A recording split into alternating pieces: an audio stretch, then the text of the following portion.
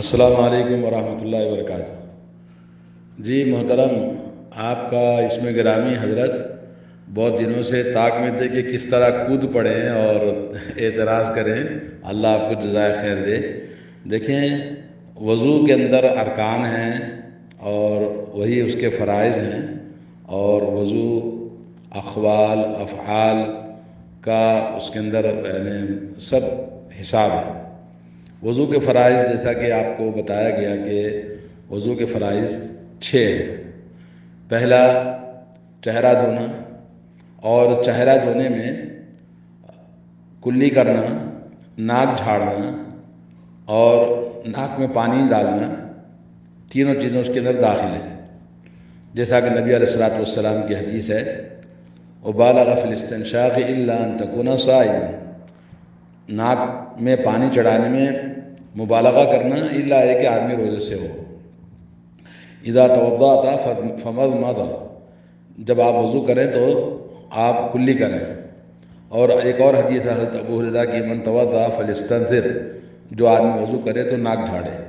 تو چہرہ دھونا پہلا فرض ہے جس کے اندر یہ تینوں چیزیں چہرے کے اندر داخل ہیں، کلی کرنا، ناک صاف کرنا اور ناک میں پانی چڑھانا۔ جی، اور نبی علیہ الصلوۃ والسلام نے ان چیزوں پر ہمیشگی فرمائی ہے، اور یہ احادیث آپ کو جی ابو داؤد کے اندر، ترمذی کے اندر اور بہت ساری کتابوں کے اندر موجود ہے۔ اور دوسرا فرض جو غسل کا ہے وہ دونوں ہاتھوں کو کوہنیوں سمیت دھونا ہے، اور اللہ کے نبی صلی اللہ علیہ وسلم کی حدیث ہے، اذا توضأتم فابدؤوا بمیامنکم، جب تم وضو کرو تو اپنے داہنے سے شروع کرو، تو پہلا داہنا ہاتھ دھوئیں گے پھر بایاں ہاتھ۔ اور اللہ تبارک و تعالیٰ نے قرآن مجید میں بھی اس کا ذکر فرمایا، فاغسلوا وجوہکم وایدیکم الی المرافق۔ تو یہ حدیث بھی سنن ابو داؤد میں اور اسی طرح سے ابن ماجہ میں اور اسی طرح سے جی بہت ساری کتابوں کے اندر موجود ہے۔ شیخ البانی نے اس حدیث کو صحیح قرار دیا ہے۔ اور تیسرا فرض ہے سر کا مسح کرنا۔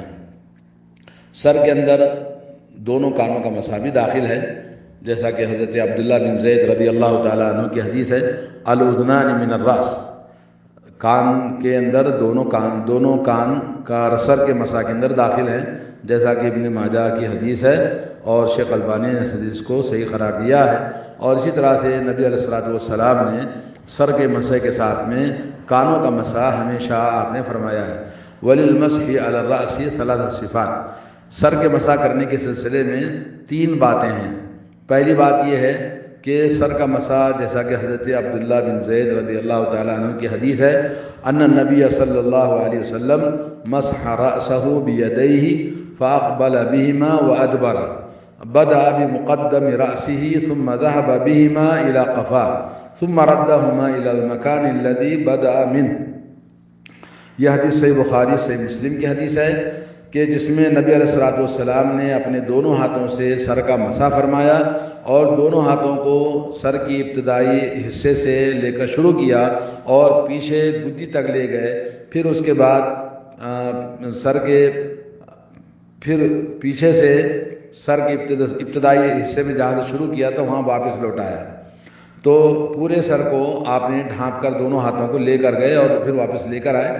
اور یہ جیسا کہ آپ نے سنا کہ یہ سر کا مسح ہے اور اس کے ساتھ کانوں کا مسح۔ دوسری صفت یہ ہے کہ اگر سر پر عمامہ موجود ہے تو حضرت عمر بن امیہ اپنے باپ سے روایت کرتے ہیں، رأیت النبی صلی اللہ علیہ وسلم یمسح علی عمامتہ وخفیہ، نبی علیہ الصلوۃ والسلام نے اپنے عمامہ پر مسح فرمایا اور اپنے موزوں پر مسح فرمایا۔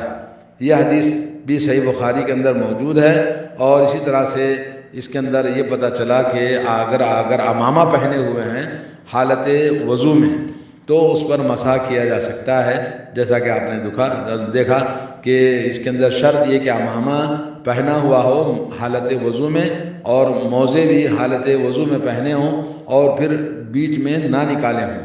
جی، اور تیسری صفت یہ ہے المسح علی الناصیۃ والعمامۃ والمحنکہ، یعنی حضرت مغیرہ بن شعبہ رضی اللہ تعالیٰ عنہ کی حدیث ہے کہ ان النبی صلی اللہ علیہ وسلم توضأ ومسح بناصیتہ وعلی العمامۃ وعلی الخفیہ، آپ صلی اللہ علیہ وسلم نے وضو فرمایا اور آپ نے مسح فرمایا اپنے پیشانی کے سامنے کے حصے میں اور امامہ پر اور خفین پر. اور یہ حدیث جیسے آپ کو صحیح مسلم کے اندر موجود ہے.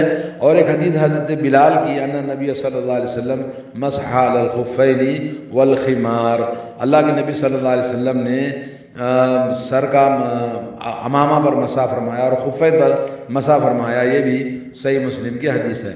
یہ 3 صفتیں ہیں. اور آپ نے جو سوال کیا ہے کہ سر کا پاؤں حصہ، آدھا حصہ یا ایک بال کو چھو لینا، یہ سب نوٹنکی ہے جو مذہب کے نام سے لوگ مختلف قسم کے کرتے ہیں. مذہب حنفی کے اندر کچھ اور ہے، مذہب شافعی کے اندر کچھ اور ہے، لیکن ہمارے پاس جو ہم سنت پر عمل کرتے ہیں پورے سر کا مسح کرنا ہے. کیونکہ نبی علیہ السلام نے آدھے سر کا، پاؤں سر کا مسح کر کے نہیں بتایا کہ اتنا کرو کافی ہے، کبھی نہیں فرمایا. یا کسی حدیث میں اگر آپ کے پاس کوئی دلیل ہے تو آپ ہمیں بتا دیجئے، آپ کے ہم شکر گزار ہیں. لیکن ہمارے نزدیک یہ ہے کہ نبی علیہ السلام نے ہمیشہ جب بھی سر کا مسح فرمایا ہے تو سر کی ابتدائی حصے سے لے کر آپ پورے گدی تک دونوں ہاتھوں کو لے کر گئے اور پھر اسی طرح سے دونوں ہاتھوں کو پھر واپس لے کر آئے. یہ پورے سر کا مسح کرنا فرض میں داخل ہے. باقی فرض کو آدھا سر پاؤں سر کا جو تقسیم ہے وہ مذہب کی چونچلے پن ہے. اللہ آپ کو توفیق دے، ہدایت دے ہم سب کو کہ ہم پورے سر کا مسح کرنا فرض سمجھتے ہیں. جی.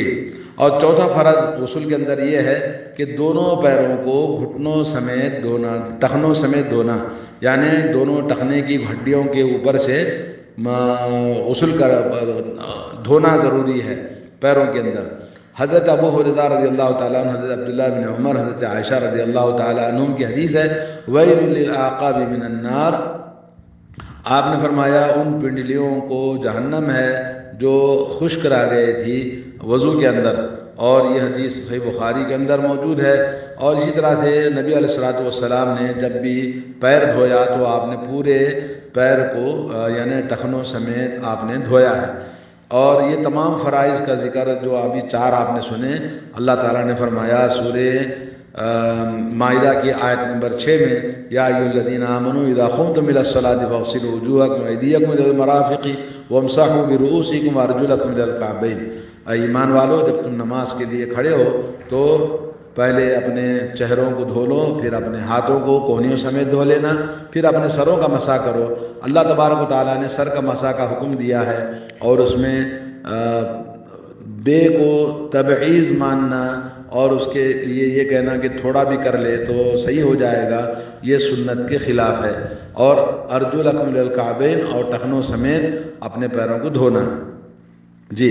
نمبر 5واں فرض ہے کہ وضو کو ترتیب سے کرنا فرض ہے.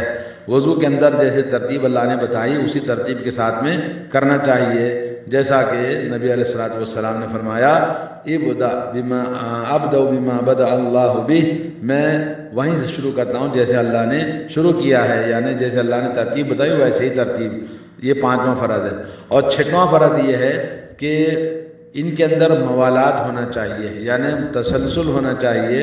یہ نہیں کہ وضو دھونے کے بعد میں تھوڑی دیر کے بعد پھر دوسرا عضو دھویا، ایسا نہیں.